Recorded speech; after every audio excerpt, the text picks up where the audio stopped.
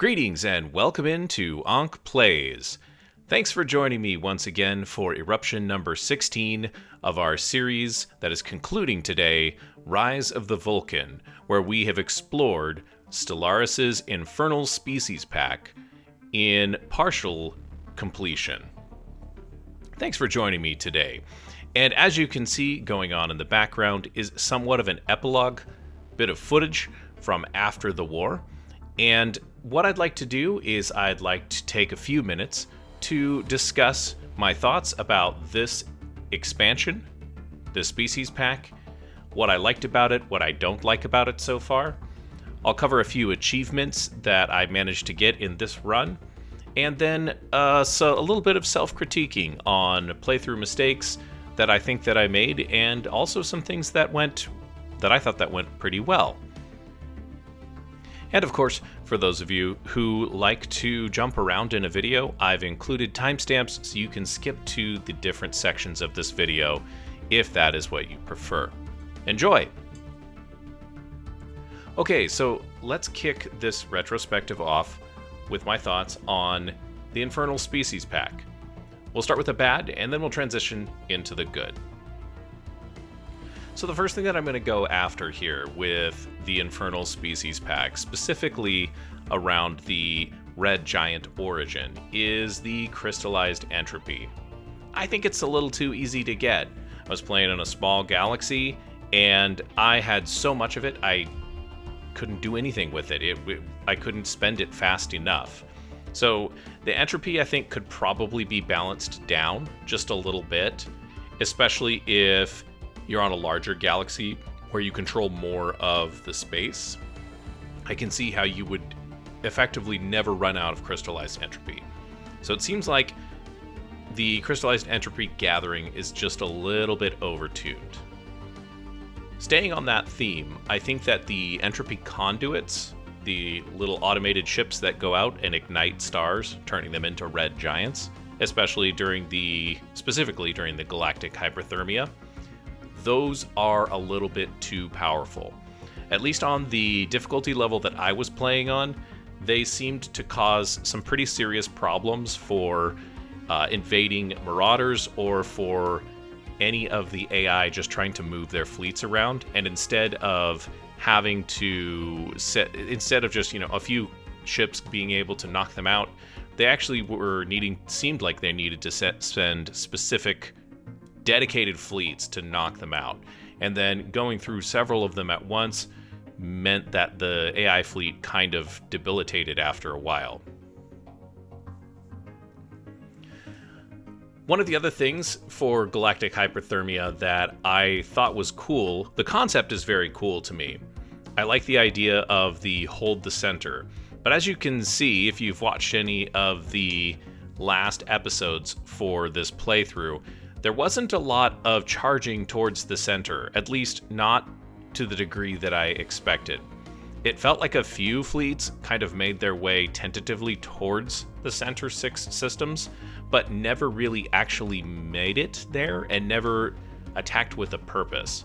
So I think the AI needs to be tuned a little bit, even at lower difficulty levels, to bring that into alignment, because it seemed like I spent a lot of time and resources trying to bring ships up to speed and get fleets up and going so that I could defend the central systems on top of defending all of the different wormholes and choke points and jump points that I wanted to. And I really didn't end up needing to do that at all. Now, a little bit of the further critiques here that I'm going to offer feel a bit speculative at this point because, like I said, I've only gone through the galactic hyperthermia at this point, which is kind of a crisis path. It's not really your standard Stellaris game path. And from what I've played through galactic hyperthermia and how it relates to the infernal species themselves, I actually think it might be a little bit difficult to play without trying to blow up the galaxy or adopting hyperthermia for some of the civics that are included in this species pack. Now, I think that you'll be able to get survivability or decent survivability with an Infernals Empire, but I think if you just play a normal Infernals Empire, it might be tough at times to find planets that work for you unless you've got the planetary forgers or something else going on there. I was also a little surprised.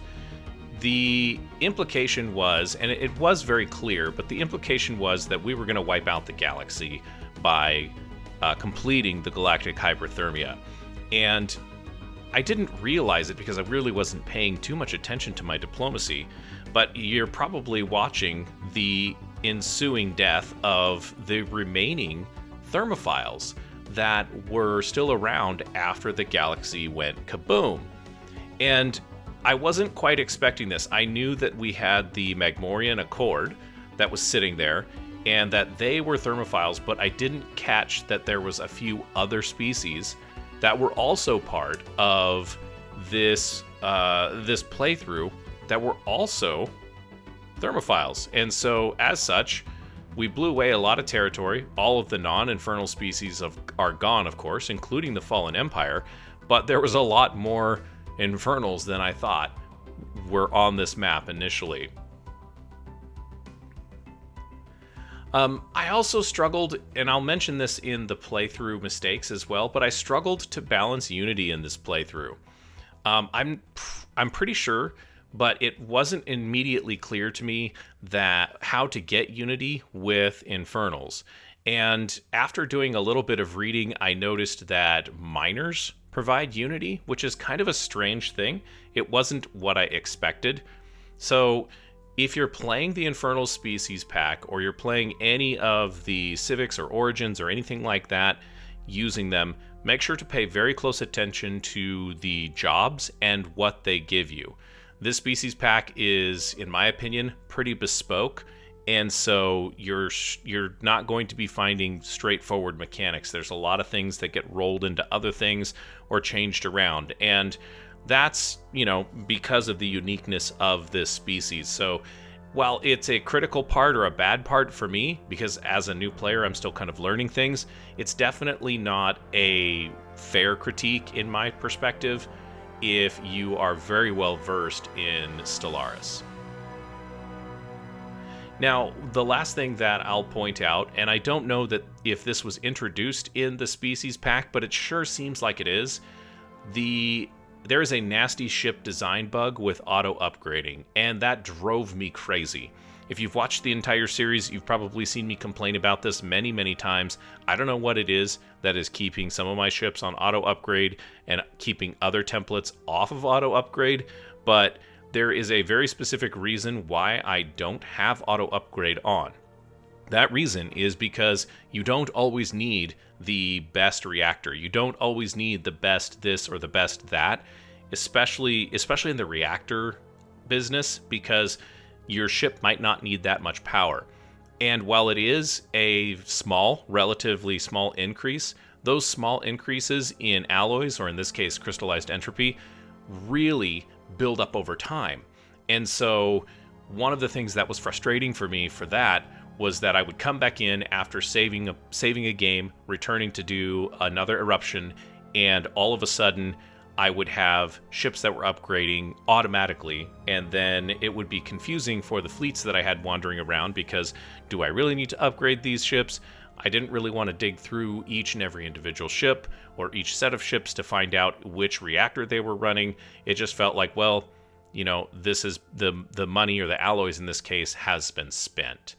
So I'm hoping that will get fixed in a future patch. I know that they're doing a lot of balancing that's coming up, and I'm looking forward to seeing how that impacts ship production. And I'm hoping that either I figure out what the problem was, or they get that specific problem fixed. So that wraps up the things that I would say I'm critical about with the Infernal Species pack. Let's move on to the good. Okay, so the good parts of the Infernal Species pack. Now, again, I'm going to preface this section with the fact that I have not played through anything but Galactic Hyperthermia, and I've only got one playthrough under my belt, as you can see. This is going to be what counts as my third completed playthrough of any Stellaris game ever. So bear that in mind with all of these comments and ideas, as this is coming from the perspective of a pretty new player. So I really enjoyed a few things about the Infernal Species pack when Season 9 was announced. I looked at the things that were on the feature on the table there, and this species pack was the one that for some reason was the most exciting to me. Now I know that there's been a lot of rework of current systems, Shadows of the Shroud, and the bio expansion. I didn't really pay too much attention to that one, but this one was the one that I was really interested in jumping into, and I think that Paradox and the contractor that came in to actually do this expansion did a wonderful job, and the game director I think did a great job of, and the Paradox team did a great job working this content into the game. There's lots of unique portraits. There's lots of pretty diverse origins and civics. I love the ship set and the artwork that comes with all of that. The Ember ships are pretty cool looking. They're a little bit difficult to see in high detail because of all the flames swirling about them, but they're basically just regular infernal ships with, an extra flare of visual effects on top of them. So the artwork, the expansion of stars to red giants, the explosion of, the star with the red giant origin, I thought all of that was very well done. One thing that felt decidedly missing from the game, and this should probably go back in the Infernals bad section, is that completing the galactic hyperthermia did not give a spectacular visual like completing the red giant origin did. When I blew up Volkan, it was very, very pronounced. We were in the system, we got to watch it, it exploded, it went all over, and just this, really, really lovely visual. And that was missing, at least for me. At least on the galaxy map, it was missing. It was completely missing. I don't know what happened to that. And it seems like that would be completing the galactic hyperthermia as a crisis path. That would be something that you'd want. So let's just say that all of the visuals that are in the game, I think they fit nicely within the Stellaris artwork, and I think that they do the game justice. They're really spectacular, but I'm not going to say bitterly, but it was pretty close to bitterly disappointed when we blew up the galaxy, and then all of a sudden there was nothing there. There was nothing on the main map, nothing that took me to a system where I could see this explosion happening and propagating, and it seems like they could have done something for that, and maybe they did and then just scrapped it because it wasn't working out, but the expansion felt a little incomplete because of that. So origins, civics, the crisis path, I think a lot of these things don't normally come with a lot of the species packs for Stellaris, so a lot of really cool stuff happens there. And I think that's a nice touch, and it definitely adds value to this species pack. And probably in my mind, if you're new to Stellaris and you're looking at species packs, I would say that this is probably one of the first ones that you want to pick up. Now, I will say that, but there's a little bit of caution here because I do like the civics that come with this expansion. However, you have to remember that these civics are really good at kind of boosting up the red giant origin crisis, or the red giant origin. They're good at boosting up the galactic hyperthermia crisis. Scorched World Heralds seems like something that you would almost need if you're all going to do the galactic hyperthermia. Planet Forgers almost seems like a required civic, and I love all of these civics. That's why this is in the good. But I don't think that you're going to have an easy time if you choose to take other civics or other origins with a infernal species. So use that to take that advice for whatever it's worth. The entropy conduits from the galactic hyperthermia are just an absolute menace. Maybe on some of the higher difficulty levels, the entropy conduits are far less impactful, and I would imagine so because a lot of the AI fleets are going to be much more powerful. But for this level of difficulty, they are a force to be reckoned with. Those things had star bases being captured that I didn't even know we were capturing. And at one point, it became kind of a distraction because there were so many different little battles popping up. And because we were fighting a war on so many different fronts, I had to really pay attention to those notifications. So maybe there's a way to change the notifications to exclude notifications or combat notifications from entropy conduits. That would be a fantastic little bonus or quality of life thing here. But these entropy conduits are an absolute menace, and if there was an easy way to take them off of auto and just kind of send them the way that you wanted, you could combine a bunch of them and use them as a fleet, if you will, to perform some pretty serious combat maneuvers against smaller fleets of enemy ships. So I love the idea of the entropy conduits, even though I did mention that I think that they're a little bit too overpowered for the AI to deal with. Last but not least, Infernals seem to have a very unique play strategy, especially if you pair them with the Infernal Civics. I'm not sure exactly how I would play this species or any of the species here without trying galactic hyperthermia. Why would we not try and blow up the galaxy and make it a better place for our species?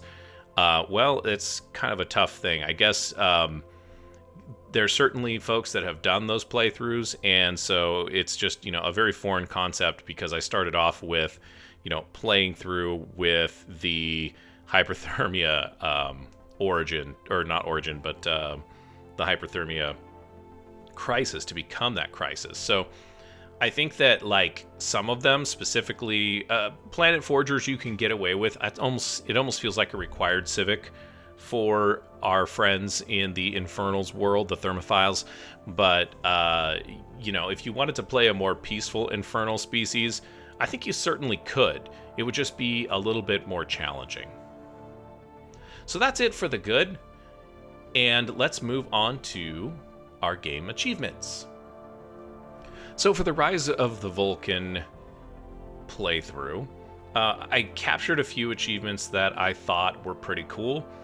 For some reason, and for those of you who haven't figured this out already, I have completed the Divine Pride series, and it's just completing its airing here on YouTube.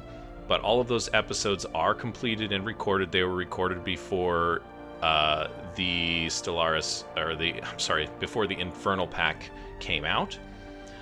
One of the things that I was a little surprised about is that I netted the Victorious achievement in this game and not in the Divine Pride game, which is the game that I actually completed beforehand. Now, in that game, I had inadvertently turned on the Ironman mode, and so I thought, I didn't even realize that until early on. And then thought, well, what the heck, I'll just play that way. From now on, I'm going to be continuing to play Ironman. There's no reason not to. I think it adds a little bit of tension to the game. It raises the stakes. You got to be sure on every click, and it just makes the game a little bit more impactful and fun for me. So I'm going to continue to do that. I think it also forces a story to be told that puts the game in control a little bit more of that storytelling element. So getting that achievement on this run is cool. It turns out there's not very many people that have that achievement at this time.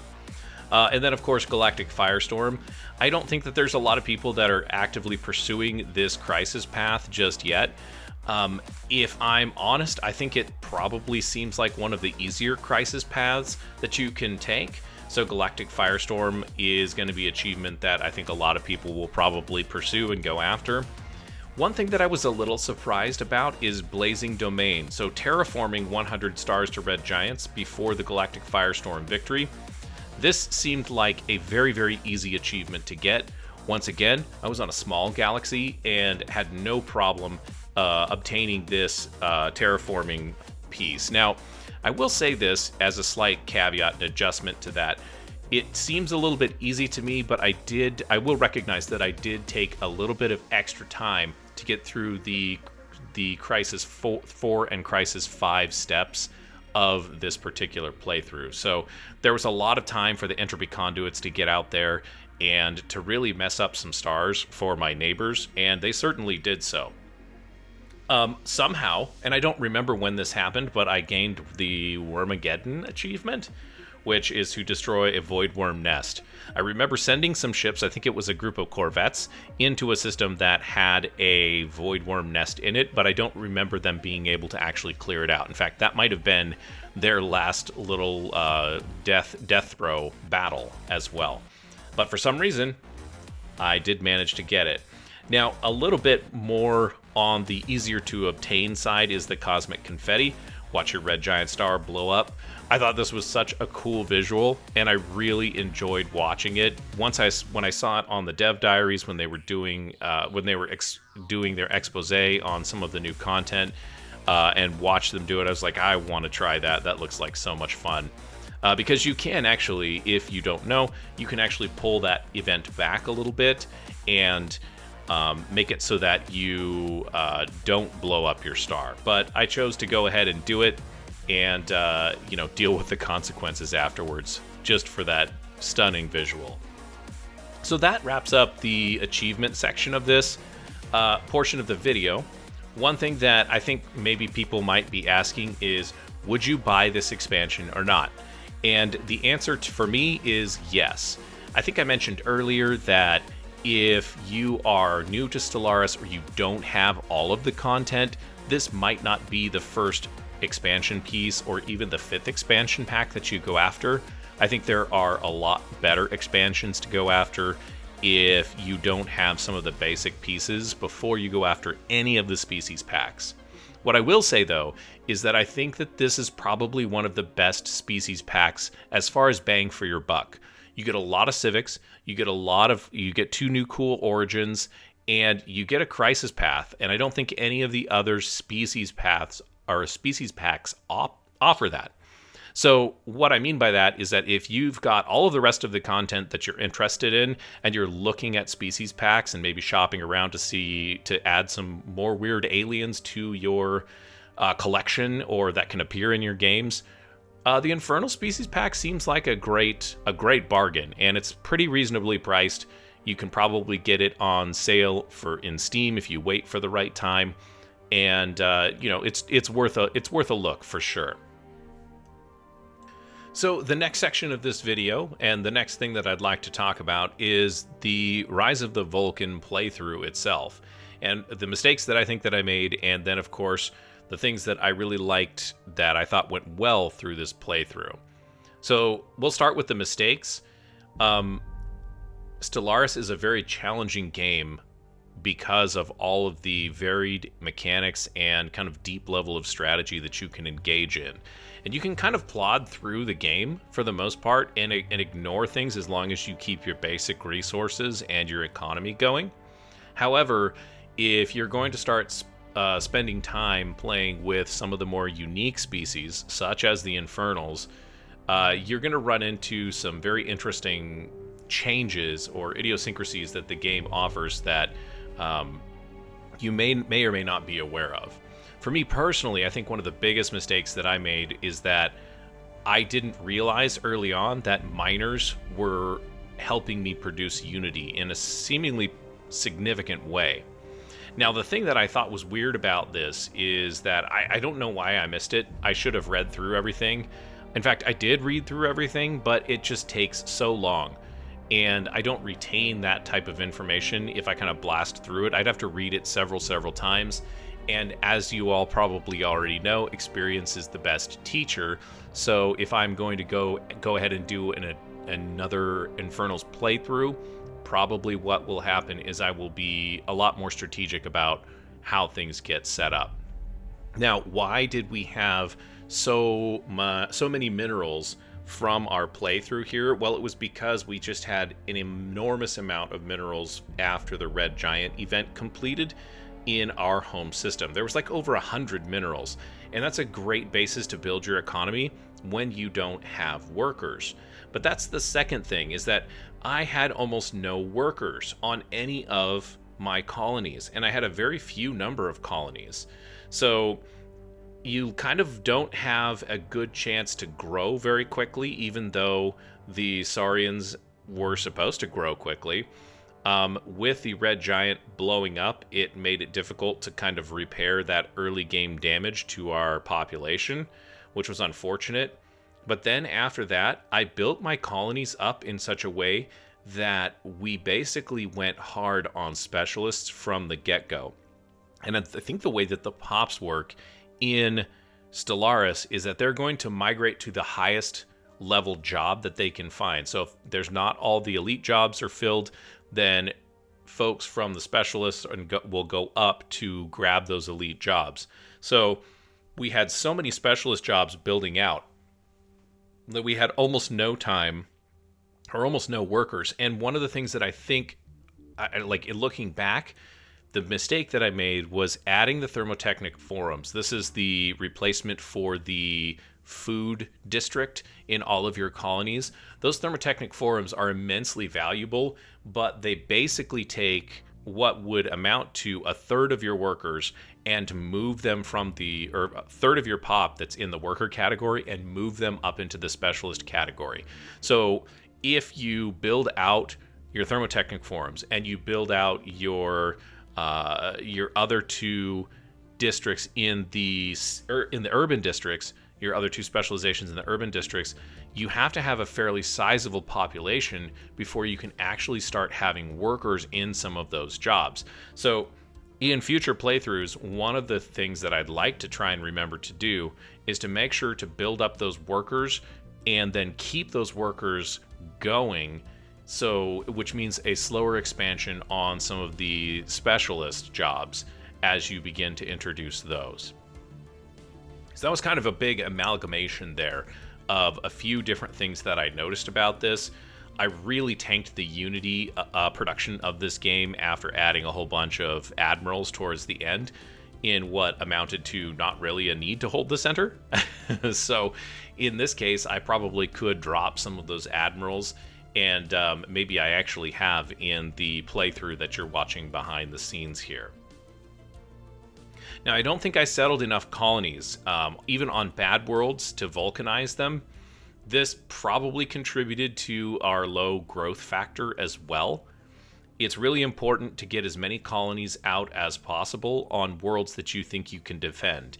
And we went for a very greedy play, and we managed to hold on to that surprisingly, at least for the most part. There was a little foray with the Tessarians in the north towards the beginning of the game where they pushed us back quite a ways, and then we managed to get our fleets up and running and kind of to hold them off and then eventually recapture that territory as we blasted through and began to carve them up.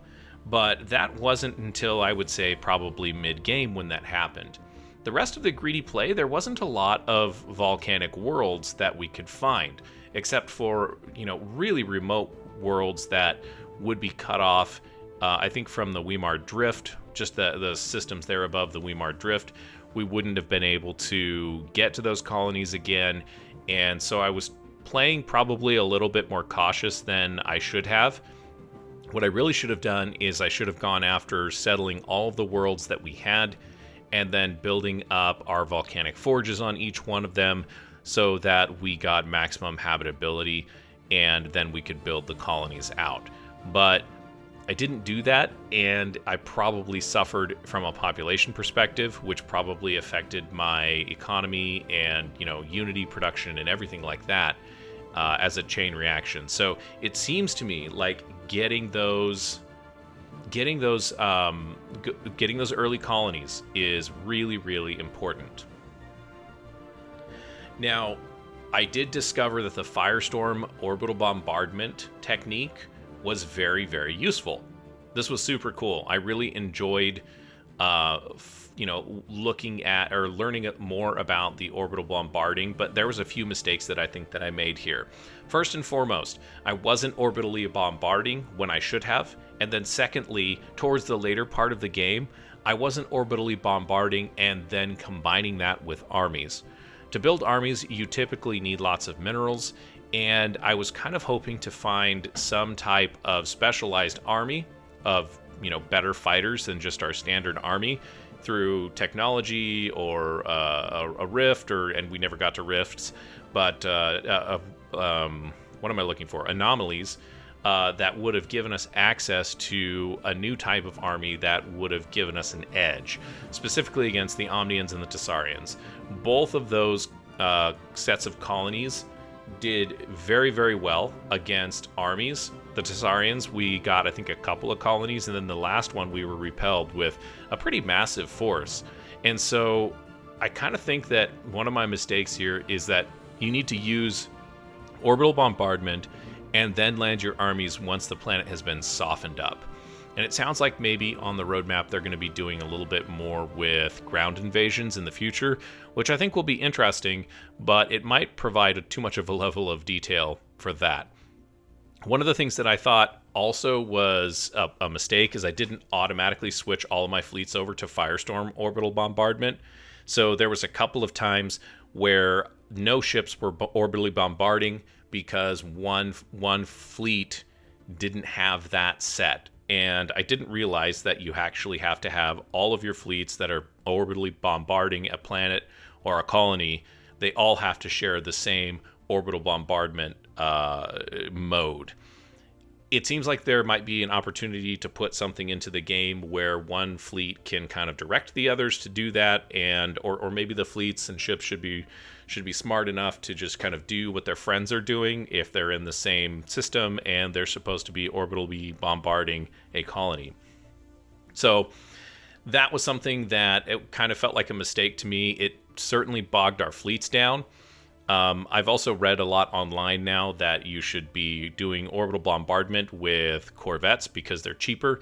The orbital bombardment damage is basically tied to the number of ships. So if you have a high number of ships, then you'll have a higher number or you'll go through and devastate that planet faster. It doesn't really make sense to me, but it makes sense mechanically, but from a thematic perspective, it doesn't really make sense to me. I think the last thing that I'll say is a playthrough mistake is that I pushed the crisis level to 5. I should have pushed it to 5 sooner, and I spent a lot of time trying to conquer the galaxy when I could have just jumped in and held the center. We had access to the center through that kind of northern arm of our empire, and we probably didn't even have to fight the Tessarians, except for at, maybe a choke point. The Omnians in the same way. We could have left their empire standing and probably just fought a much smaller protracted battle against Pi on the other side, even though I really didn't see the AI going after the center as much as I was expecting them to. Maybe that happens on higher difficulties, but it certainly didn't happen here, and I think I over-prepared for that. And if I had known that it was going to take a little bit less time, I probably would have pushed for that crisis level 5 sooner. We had so much crystallized entropy that it was very, very easy to just, build ships en masse. And had I had access to battleships a little bit earlier with the Ember class battleships, that would have made that much easier just to, continue to upgrade our crystallized entropy creator. So for the last section of this video, I'm going to go through what I thought I did a good job with in this playthrough. And there's a few things that made me really happy. First and foremost, it feels like we were able to do a lot with a small population. I think that this really tailors into the fact that we didn't have many workers and we had almost all specialists. The way that I was building up my colonies made sure that we had a ton of specialist jobs and not a lot of worker jobs to kick things off. Doing that, though, made it so that there was always an excess of specialist jobs and no one really wants to go do the worker jobs if you could be a specialist. But the downstream impact of that was extra consumer goods and kind of a faltering alloy economy. I would say that the alloy economy was probably impacted a little bit more heavily by the fact that the Saurians eat alloys as food, so that's what they consume for upkeep. But if we're being 100% honest about things, because we had the specialists, it feels like we got a lot of really cool stuff done with a small population. Now, despite the fact that I've been complaining a little bit about not having the worker economy to make basic resources, we did not have problems with our basic resources. Maybe a little bit of an energy scare for the mid to late game, but for the most part, we weren't having problems with minerals, and that was once again because we had Volkan blow up. And then we had a lot of entropy conduits that were transforming stars into red giants, which put a ton of extra mineral deposits out into systems that we already owned. So a couple of construction ships on automation. They were just going out there like gangbusters, and we were pulling in a ton of minerals from base economy sans workers, which I don't know if that's the way that this type of species is meant to be played, but it certainly felt like we were doing fine from a basic economy perspective, even without the workers. In fact, I think that I didn't really notice that I had a worker shortage until pretty late in the game. And then I was starting to wonder, why don't I have these workers? And I was, oh, well, it's because you have so many specialists and those jobs aren't filled up yet. So your colony has to get pretty big before those worker jobs get filled out.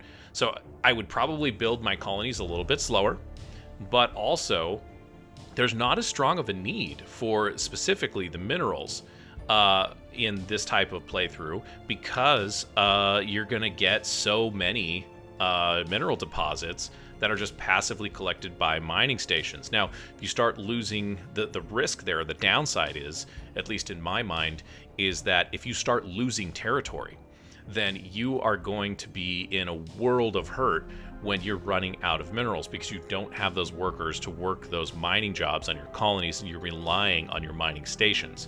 So if you have a bunch of enemies that are creeping through your territory and taking system after star system after star system, you're going to lose those red giant systems. And when you lose them, you're going to then start feeling the pain, at least on the minerals side. Also, I think that partially applies to the energy side as well, but probably to a lesser degree. And the reason that I say that is because I didn't see a lot of energy deposits being created with red giants, but I did notice the mineral deposits being created and randomly set up. Now, the energy deposit on the star when it transforms to red giant is completely random, or at least that's what I've read, and it seemed like that was the case.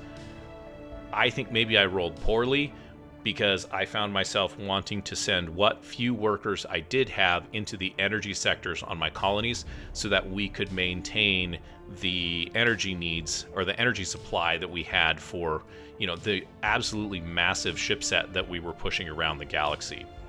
So some interesting balance plays back and forth there, and as I talk through them, it gets kind of the wheels turning to try and figure out what I should do on the next playthrough and what could come next there. But I think that we did a really good job of managing our basic economy, even though inadvertently it was a little bit more dependent on systems and mining stations themselves.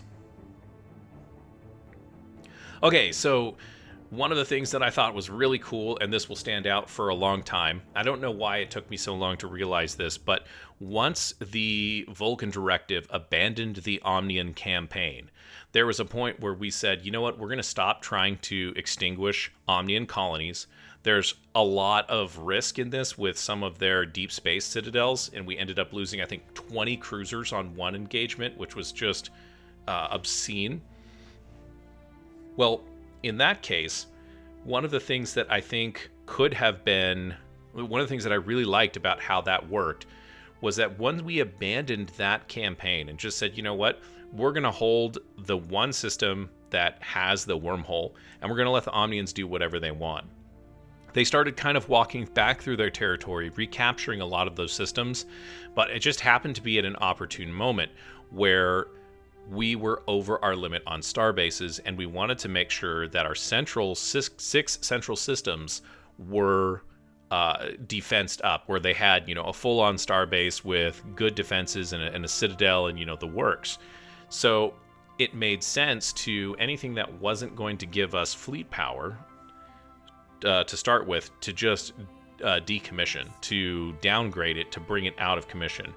That forced the Omnians to spend additional resources to build those star bases back up, and it also cut a lot of their fleet command, not fleet command limit, but their naval capacity. It cut their naval capacity once they reobtained those star bases. So I had a lot of fun with that. I think it's one of the key moments in this playthrough that I think I'll remember for a long time. Is, hey, if you're going to get rid of if you're going to seed systems, then get rid of the things that are going to make it easy for or better for your opponent to use. It probably didn't make a big impact for the Omnians, because inevitably they ended up getting wiped out, but it was a fun realization that I had in that moment. I also thought I did a pretty good job of managing combat on multiple fronts. I say that with a single caveat, which is that there was a few wormholes that we had not explored, and I think in the future I would prioritize wormhole exploration with my science ships, especially when going for a greedy play like that. You want to know where those wormholes come out on, and you want to know who is kind of on the other side and what you might be facing in those systems. If I had done a little bit better job of preparing for those, some of those invasions would have been a little bit easier to fend off.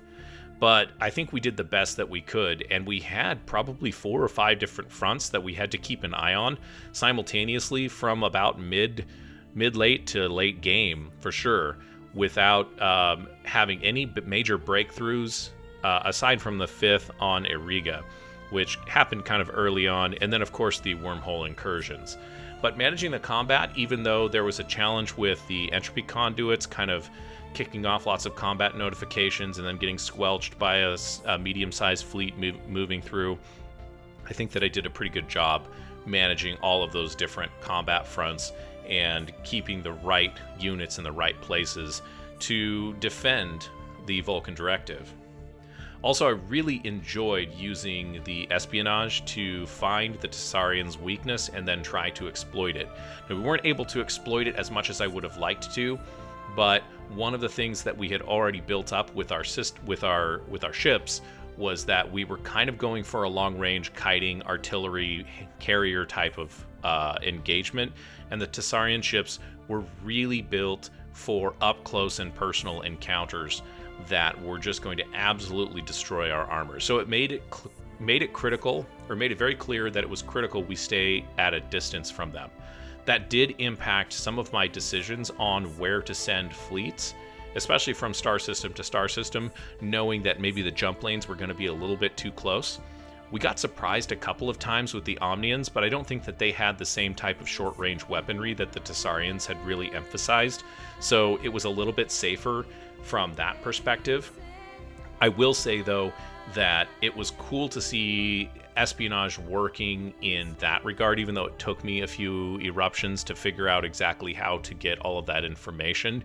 I think that maybe there's a way on the diplomacy screen to either hot link into something like that so you can see the enemy ship designs without actually having to click on a fleet, but such that that information is available to you if you want to build up visibility via espionage. Last but not least, I think I did a much better job than the Divine Pride game of stretching resources when I could stretch them instead of overextending. And what I mean by this specifically is that there are times where it seems like in a Stellaris playthrough, you have an excess amount of resources and you can run negative for a while. You go into the red for your minerals because you're not mining, or you need to push through a certain technology or something like that, or you're moving a lot of fleets around, so you're going to go into the negative for energy. I felt like I was doing a much better job at making sure that I didn't overextend and then put the Empire, the Volkan Directive, into a true crisis We did have some situations where things got close, or maybe the numbers got a little bit too negative, but those could be managed by the supply that we had and kind of cushioned. And I did a much better job at dealing with that in this playthrough than I did in the previous 2 playthroughs that I've done with Stellaris. Alright, so there you have it, folks. Thanks for coming along with me on this adventure through our Infernals playthrough of Stellaris, where we follow the Volkan Directive. Rise of the Volkan has been a really fun series for me to play through and to produce and to put together, and I hope that you found it at least mildly entertaining. If you have any suggestions or comments about any of the playthrough mistakes that I made or anything that you thought was really cool, please don't hesitate to hit me in the comments and let me know. Thank you once again for joining me on this adventure, and as you go on about your day, well, don't forget to hit someone with a little bit of kindness, and we'll see you next time.